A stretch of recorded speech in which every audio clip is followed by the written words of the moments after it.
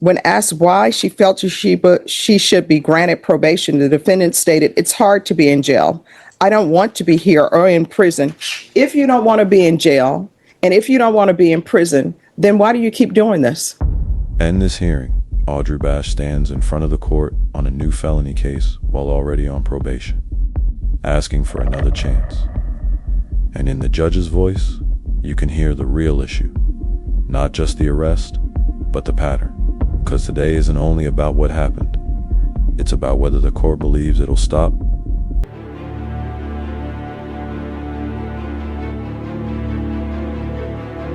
All right, the court is calling 2025 CR 008991 State versus Audrey Bash. Could I have parties announced for the record? Joseph Stateson for defense. And are you Miss Bash? I am. All right, you entered into a plea bargain agreement with the state. You've applied for deferred adjudication and also for community supervision. According to your plea bargain agreement, punishment is to be assessed at a cap of 6 years in the prison. There's a $2,000 fine. This is the run concurrent with 2024 CR 2272. State will take in consideration 2025 CR 008992. Have both parties had a chance to review the TAP evaluation and PSI? Yes, sir. Yes, Your Honor. Any objections from either party? No, stay here. Just a few corrections, Your Honor. I reviewed it with my clients, and you have a copy of it. Yes. On page 1, although this goes more towards argument, guilt minimalized, on the PSI specifically is for the firearm. I believe what they're referring to is for the case that's being TIC'd, but she admitted there was a firearm. And per argument, I will explain further for that, but she didn't minimalize the handgun. She acknowledged there was a handgun. On page 2, everything's correct on page 2, but on page 3, under other cases outside Bexar County, Kendall County, Texas, she said that there was no state jail prison trip on Kendall County. Okay. It was only one state jail trip on page 2, one TDC trip on page 2, and she didn't have a third trip to prison. Same page 3, Tarrant County, just so the court's aware, April 9, 2025, under Tarrant County, Texas, she was in custody here. The typo, it should have been 2015. If you look at the convicted 180-day jail, 11/23/2015. I just don't want the court to be thinking that she had a out-of-county case April of this year when she didn't. Okay. Also, page 5, where it says unemployed, she did report that she's self-employed. She has her own landscaping company. She's able to provide for herself if she was to be granted probation.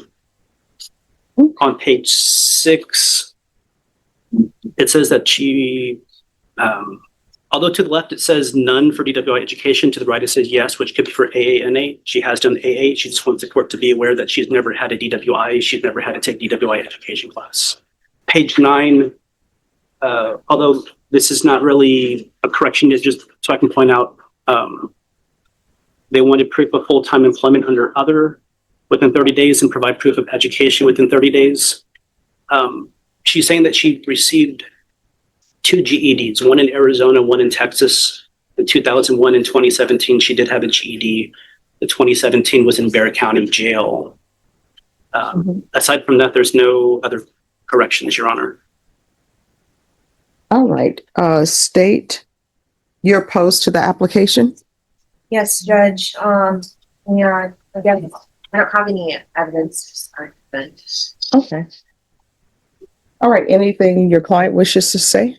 Yes, Your Honor. I would like to call her, but if I can do some argument first. We were here previously. Okay. I think it's best that I take testimony and then I'll allow both parties to do argument. Can I call Audrey Bash? Yes. Could you raise your right hand? Do you solemnly swear or affirm the testimony you give will be the truth and nothing but the truth, so help you God? All right. You can lower your hand. Ms. Bass, you're currently on probation supervised from this court. Yes? Yes. All right. You need to speak up so the court reporter can hear. And you're asking this judge to grant you reinstatement and probation on this new offense? Absolutely. Yes, yes, yes. You're willing Okay, to so here's the thing. I can barely hear you. You're a distance away from the court reporter. I know the court reporter is struggling. You need to speak up. Yes, ma'am. Yes. you're willing to do anything this judge imposes of you for probation? Absolutely. And Then, I'm sorry. Then why haven't you been doing it? When Audrey testifies, she promises the familiar vow, anything you give me, I'll do. And the judge responds with the line, probation defendants dread because it's not angry, it's tired, then why haven't you been doing it? The court points to what the PSI says. It's hard to be in jail and frames it as motive. Not change, not remorse, just fear of consequences. And that distinction is why judges stop trusting I'll do better, unless it's backed by a track record outside the cell. Like people always say, I'll do whatever you want me to do on probation. You're already on probation. In your statement on page 7, it states, when asked why she felt she should be granted probation, the defendant stated, it's hard to be in jail. I don't want to be here or in prison. If you don't want to be in jail and if you don't want to be in prison, then why do you keep doing this? I was doing my classes. I was told to do the IOP classes here. I did 18 out of the 20. The day I came to jail would have been my 19th. But we're here for a new case. That means that you picked up a new offense. Yes, ma'am. So why? Why do you keep doing this? It seems like you want to go to prison. I do not, ma'am. Then I know to be better, I have to do better. And since I've been in here, I've done every class that they could give me. I'm trying to do better. I here's do the thing, understand people that. always do better when they're in jail. Normally, I will have people, they come before me, and when they're in the free world, they don't do what needs to be done. When they're in the jail, it finally hits me, oh, I'm in jail. And then they start taking every class they have at the jail. That's evidenced by the fact that your counselor is saying, I've done my GED twice, when you only need to do it once. But people always become focused when they're in jail because they don't want to go to prison or they don't want to be in jail. So my question for you, why would this be any different than before? Your Honor, I'm old, and I know that I just don't want to do this anymore. What happened was I let fear control me and make a bad decision, and that was wrong. I was being threatened. So how old are you? 42. So you've had this MTR since last year. No, ma'am. Well, you were placed on probation In on 2024. September, and So, I mean, you were maybe a year younger than you are today. and I was really trying to do everything that I could, and I do believe that I can do better. I if given the chance, I know that I can do better. I can be better. I can do better. I do Your Honor, believe that. the threatening that she had, she is a victim of robbery.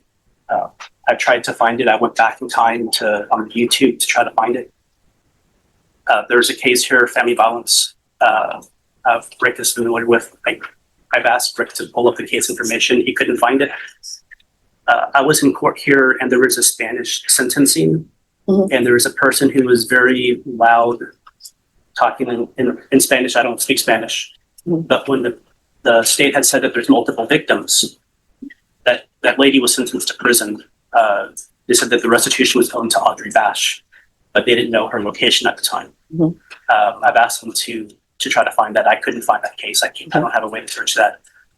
But she understands that a gun is not supposed to have a gun on felon's probation. If she were to have a gun after the 5-year period elapsed after she was discharged, cases ended at her house for protection. But she had some bad relationships. She had struggled. She had a relapse. She wants to be a licensed clinician, dependent counseling to help other addicts recover. She believes she can stay sober. She won't be around firearms. I've never had somebody take upwards of 20 classes at the jail. People usually take 2 or 3. And she not only took, I think it was 19 classes, but the AA meetings and NA meetings she's done, it's multiple. It's not just 1 or 2. She's actually participating. She's not crossing her arms defiant. She's willing to do probation. It's her first MTR. I know that there's 2 new offenses, hoping that you would give her a chance. All right, state. I guess I did have some questions for the defendant. Oh, you may proceed. Ms. Bash, so you were placed on felony probation in September of 2024, correct? Yeah. Okay. And so as part of your conditions of probation, you were supposed to report to your probation officer. Do you recall that? Yes. Okay. And so it would appear that the last time that you reported to your probation officer was in February of 2025. Is that correct? No, I didn't. March also, I was in my class and my teacher, we reported by phone. So I'm talking about going to the probation officer and meeting with your assigned person at the field office. Okay, so the last time you did that was in February 2025, correct? Yes, ma'am. Okay. And the address that you provided to probation at the time that you were placed on there was 1126 King Avenue, apartment 6. Were you living at that address up until your arrest? No. Oh, yes, no, ma'am. I had moved, but I told them on my mother. Okay, and what was you told them your new address? Yes. Okay. Now, as part of, because you are on felony probation for drug possession, you acknowledge that, right? Yes. Okay, and so part of the conditions that the court placed on you to help address this issue is for you to go to partake in urinalysis. You recall that, right? Okay, and so you had been ordered many times. So starting in January 2025, you did report to provide a urinalysis. Is that correct? Yes. And that was positive for amphetamines and marijuana, correct? I believe so. Okay, and then in February of 2025, you did not appear to provide a urinalysis, correct? I don't remember. I don't remember being told to do it that day. You don't remember being told to do it that day? Well, I guess it's fair to say the last time that you did it was in January of 2025, right? Okay. So the last time that you provided urinalysis was in January of 2025? Yes, ma'am. Okay. And so then in your PSI, you deny that you were under the influence of any alcohol or drugs at the time of your new arrest. Do you recall that? Yes, ma'am. But when we look at the stipulated evidence, the officer states that when he approached you, you appeared to be sleeping in your vehicle. Do you acknowledge that? Yes, ma'am. Okay. It was raining and the roads were wet and I pulled over rather than getting in an accident. I fell asleep driving one time before and I killed myself. And I would rather not do that again. I wasn't on drugs because if I had been, I would have been awake. Okay. And so I what didn't is know this they that the were- officer is saying that he could smell marijuana in your motor vehicle? I was asleep. I wasn't smoking, I was asleep. So when was the last time that you smoked marijuana in that vehicle? I don't remember. You don't remember? No, ma'am. Okay. And I don't think it was me. I think it was the person that I let my car to. Earlier that day. Okay. So then further in your PSI, you state that the last time that you had used methamphetamines was 10 months prior to your arrest. Is that what you said? I believe so. Okay. But you were found in possession of methamphetamine on the date of the offense, correct? I did not know that it was there. If it had been mine, it would have been on my person. I would have known that. I didn't know that it was in the floorboard of my car because I gave somebody a ride to work. It would have been, in my possession. I really did not do that. Okay. Well, notwithstanding you disputing those facts, okay, you were arrested in May of 2025 and had a positive UA while on felony probation for methamphetamines in January 2025. So please tell me how many months that is. It's 5, right? Not 10. So you're not being truthful to your PSI officer or this court about what you're doing on felony probation, correct? Yes, ma'am. Okay. And then further in your PSI, you're stating that you should be granted probation because you don't want to go to jail. Not because you want to change or not because you want help, correct? I want help, ma'am. I would like help. I'm trying to be a better person. I'm doing everything that I can to be a better person. Okay.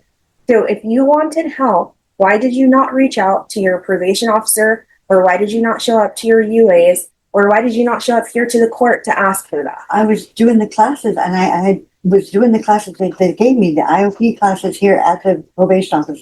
I had reached out to my teacher and told her that I was having a hard time. But I was doing that. I mean, I thought that there would be a record of that. Did you notify anybody that you were actively engaging in using controlled substances besides your IOP teacher? No, ma'am. Okay, because you understand that the IOP teacher is not the correct person to report that to. It's your probation officer, right? Okay. You understand that? Do you know? Yes, ma'am. And so I guess ultimately what you're telling this court is that you just don't want to go to jail or prison because it's hard, right? No, ma'am.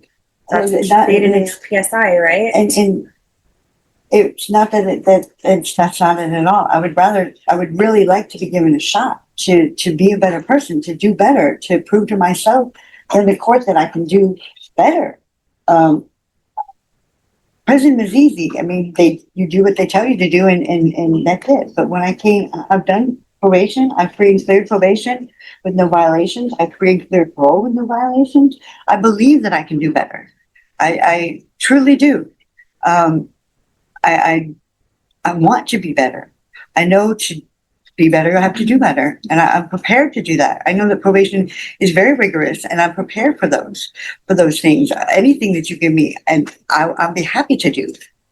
I want to be better and do better and help others be better and do better. Okay. I believe that. Well, would you agree with me that given your history, the state and this court has already given you a chance by placing you on felony probation? And here we are because you cannot violate or you cannot abide by the terms of felony probation. You'd agree with me, right? I believe that I made a mistake once, and I would really just beg mercy to please get a second chance. When you say that you've made a mistake once, I mean, this is not the first time that you've been charged with a criminal offense, correct? Mm. Yeah. So that's more than once, right? I'm asking for a shot, a second shot from this, but I don't know what to say to her anywhere. She's May I briefly respond? bad. All right. So I'm going to give you a choice today. These are your choices. There are no other choices. One, I can place, you say you want the help. I'll give you deferred adjudication. The state is offering you a cap of 6. If I give you deferred adjudication, the full range of punishment is open to the court, which means up to 10 years in the prison. You are not going to ISF. I don't think ISF is appropriate. You'll be at the jail waiting transfer to SafeP. And the SafeP program is a 9-month program. And then you have aftercare for 3 months. Or if you would like, I'll sentence you to prison. I'll sentence you to prison for 5 years. Those are your only 2 choices. Which do you choose?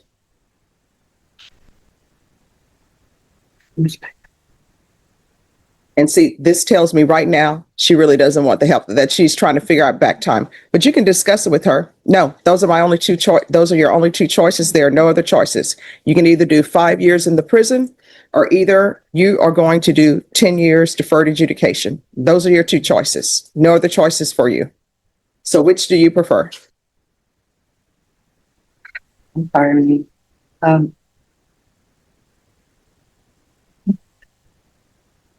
1 moment. All right. And if she chooses prison, it doesn't hurt my feelings. Your Honor, Yes. we're ready to proceed forward. She has her answer. Right. So which does she prefer?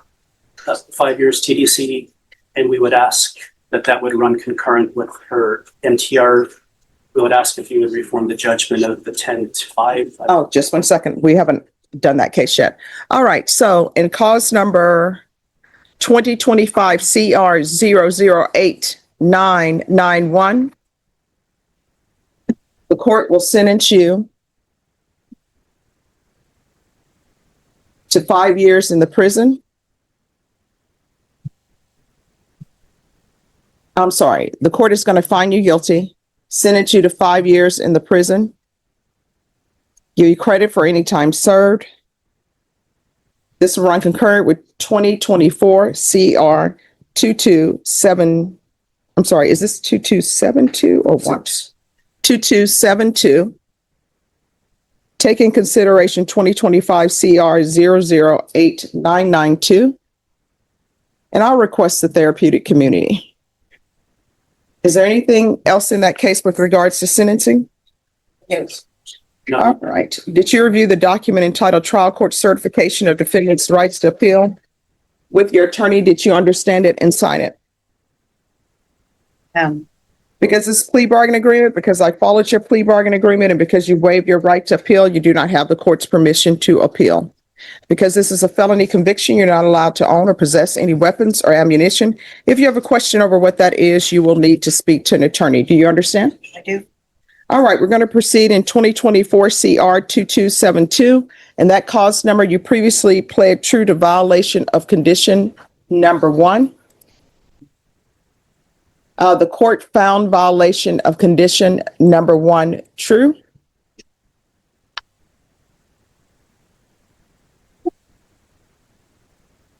And your range of punishment on that case, the court could sentence you anywhere up to 10 years in the prison. And state, what are you requesting? Judge, we are asking for revocation and 5 years to run concurrent with the prior cause. that's our recommendation. We ask that you follow it. I've previously conferred with Megan. If there was revocation, we would ask you to reform the judgment to match the sentence. All right. Are you waiving your right to appeal? I am. Thank you, Judge. All right. And that cause number, the court is going to sentence you to 5 years. Give you credit for any time served. This will run concurrent with 2025 CR 008991. And the court will request the therapeutic community. State, you may be excused. Thank you. Did you review the document certification of defendant's rights to appeal with your attorney? Did you understand it and sign it? I did. Because it's a plea bargain agreement, because I followed your plea bargain agreement, and because you waived your right to appeal, you do not have the court's permission to appeal. Because this is a felony conviction, you're not allowed to own or possess any weapons or ammunition. If you have a question over what that is, you'll need to speak with an attorney. Do you understand? I do. All right, good luck to you. Thank you. You're welcome. So in the end, the courtroom didn't just sentence a case, it sentenced a pattern. Audrey Bash asked for reinstatement and supervision. But the record, the misreporting, the drug use timeline, and the new arrests narrowed the judge's trust down to a fork in the road. She chose prison 5 years running concurrent, with the court requesting treatment programming and a clear warning about future rights and firearm possession. Whether that feels fair depends on what you think the system is for: punishment, protection, or one last structured chance. Drop your thoughts below.